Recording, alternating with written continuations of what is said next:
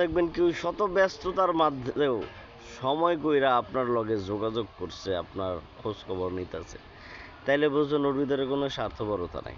ও আসলে মন থেকে আপনারা মহব্বত করে। কিন্তু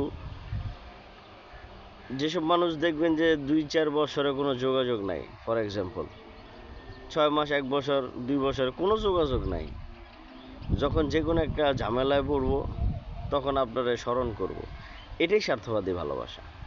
এটার মধ্যে স্বার্থ আছে, বুঝছেন না? এটাই স্বার্থবাদী। অনেক দিন পরে মনে করেন যে একটা ঝামেলায় পড়ছে, যে কাজটা করতে গেলে ওর 20 টাকা খরচ হইব, কিন্তু আপনি 2 টাকা খরচে করে দিতে পারবেন। তার মানে এই না যে আপনি ছাড়া তার বেটার কোনো অপশন নাই, আছে, কিন্তু আপনারা করাইলে আর কি মনে করেন যে একটু জিনিসটা সহজ হইল, এটারই বলে স্বার্থবাদী ভালোবাসা। আর নিঃস্বার্থ হচ্ছে যে শত ব্যস্ততার মাঝেও যে আপনার খোঁজ খবর নিব, আপনার সঙ্গে কন্ট্যাক্ট করবো, যোগাযোগ রাখবো, ভালো মন্দ খোঁজ খবর নিব।